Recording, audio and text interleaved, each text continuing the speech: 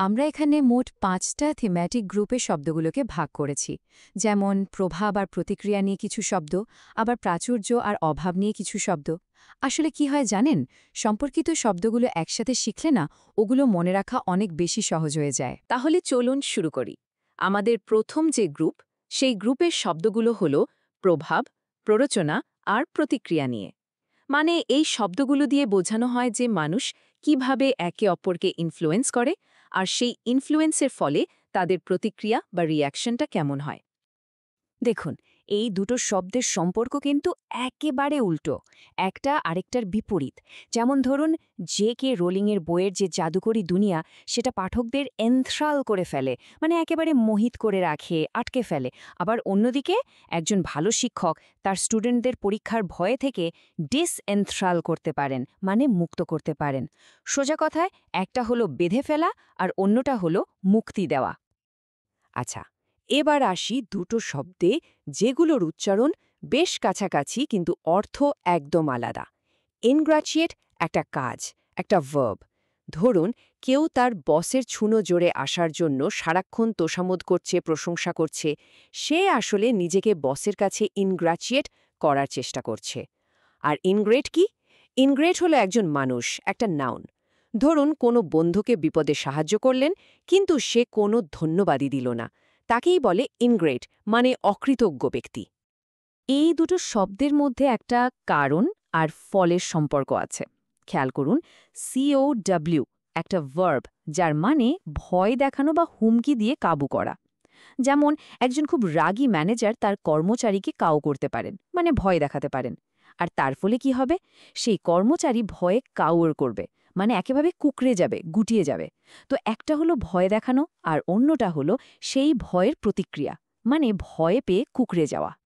এই গ্রুপের শেষ দুটো শব্দও কিন্তু বেশ ইন্টারেস্টিং, মানুষের সম্পর্ক বোঝাতে কাজে লাগে। যেমন অ্যাকর্ডেন্ট, যখন একটা টিমের সবার চিন্তাভাবনা বা মতামত মিলে যায়, তখন তাদের সেই একমত হওয়াটাকে অ্যাকর্ডেন্ট বলা হয়। আর প্রিভি শব্দটা ব্যবহার হয় গোপনীয়তার ক্ষেত্রে। ধরুন, একটা গোপন প্ল্যান আছে, যেটা শুধু হাতে গোনা কয়েকজন জানে, তখন বলা হয় যে শুধু তারাই ওই তথ্যের প্রিভি। বেশ, এবার চলুন আমাদের পরের থিমে যাওয়া যাক। এই সেকশনের শব্দগুলো হলো ক্ষতি, অভাব আর প্রাচুর্য নিয়ে। মানে কোনো কিছুর পরিমাণ বোঝানোর জন্য এই শব্দগুলো ব্যবহার করা হয়। সেটা হতে পারে একদম কিছু না থাকা, আবার হতে পারে প্রয়োজনের চেয়েও অনেক বেশি থাকা। এই দুটো শব্দের মধ্যে একটা সূক্ষ্ম পার্থক্য আছে, আর এটা বোঝাটা খুব জরুরি। অ্যাট্রিশন মানে হলো সময়ের সাথে সাথে ধীরে ধীরে কমে যাওয়া। যেমন ধরুন, একটা কোম্পানি থেকে কর্মী ছাঁটাই করা হচ্ছে না, কিন্তু প্রতি মাসে কিছু লোক নিজে থেকেই চাকরি ছেড়ে দিচ্ছে। এই যে ধীরে ধীরে কর্মী কমে যাওয়া, এটাই অ্যাট্রিশন।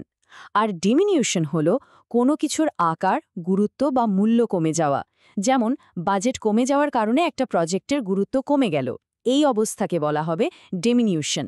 একটা হলো ধীর প্রসেস, অন্যটা হলো হ্রাস পাওয়া অবস্থা। ডেস্টিটিউট, এটা কিন্তু খুবই শক্তিশালী একটা শব্দ।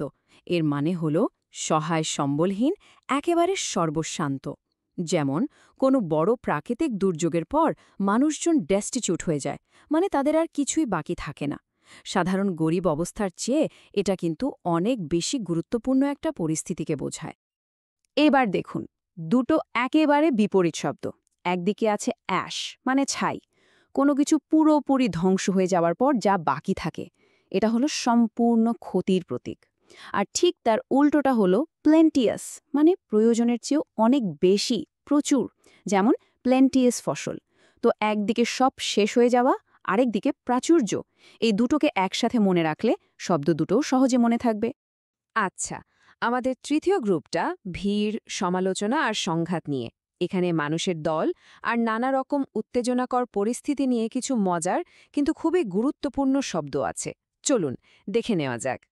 এই তিনটা শব্দে কিন্তু অনেকেই গণ্ডগোল করে ফেলে। খুব ভালো করে খেয়াল করুন। হর্ড আর থ্রং দুটোই মানুষের ভিড় বোঝায়। তবে হর্ড বলতে সাধারণত একটা বড় বিশৃঙ্খল দলকে বোঝানো হয়, আর থ্রং হলো একটা ঘন ভিড়। কিন্তু সবচেয়ে বড় যে পার্থক্য সেটা হলো হর্ড নিয়ে। হর্ড কিন্তু মানুষের ভিড় না, এটা হলো কোনো জিনিসের গোপন সংগ্রহ। যেমন কেউ হয়তো টাকা বা সোনা লুকিয়ে জমিয়ে রেখেছে, সেটাকে বলে হর্ড। এটা একদম মাথায় গেঁথে নিন। দুটো শব্দই সমালোচনা বোঝায়, কিন্তু এদের মধ্যে আকাশ-পাতাল তফাৎ। স্কিউয়ার করা মানে হলো খুব তীক্ষ্ণভাবে বুদ্ধি খাটিয়ে সমালোচনা করা, অনেকটা ধারালো একটা জোকসের মতো খোঁচা দেওয়া। আর স্কেধ করা মানে হলো এত কঠোরভাবে সমালোচনা করা যে তাতে মারাত্মক ক্ষতি হয়ে যায়। এটা একেবারে ব্যক্তিগত আক্রমণের মতো।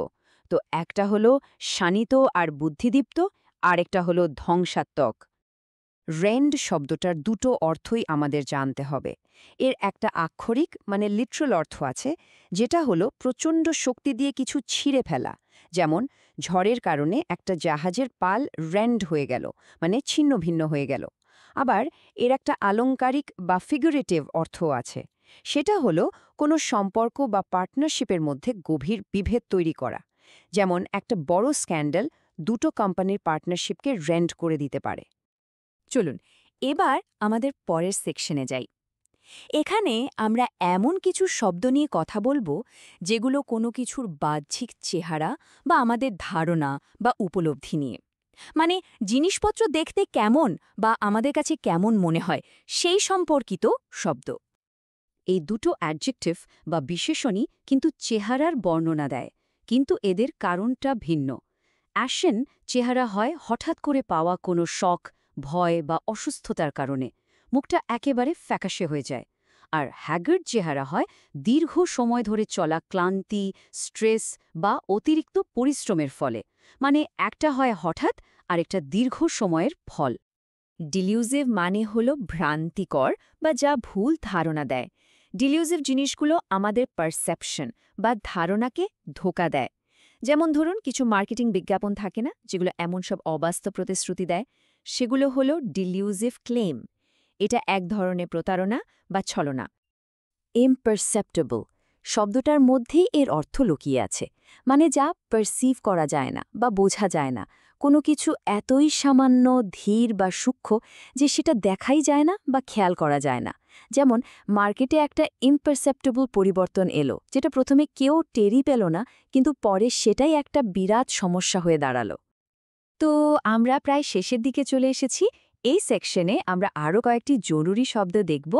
আমাদের শেষ সেকশনে বিভিন্ন ধরনের কিছু গুরুত্বপূর্ণ শব্দ আছে। চলো ঝটপট দেখে নিই। আনরাভেল মানে হলো কোনো জটিল রহস্যের সমাধান করা, জট খোলা। ভেনেশন শব্দটা বায়োলজির, এর মানে হলো পাতার শিরার বিন্যাস। ক্রেডিটের তো অনেক অর্থ, তবে এখানে এর মানে হলো কোনো অবদানের জন্য স্বীকৃতি। ফেট মানে নিয়তি বা ভাগ্য। আর অ্যান্টিকুইটি বলতে বোঝায় অনেক প্রাচীন সময়কে, যেমন প্রাচীন গ্রিস বা রোমের সময়কাল।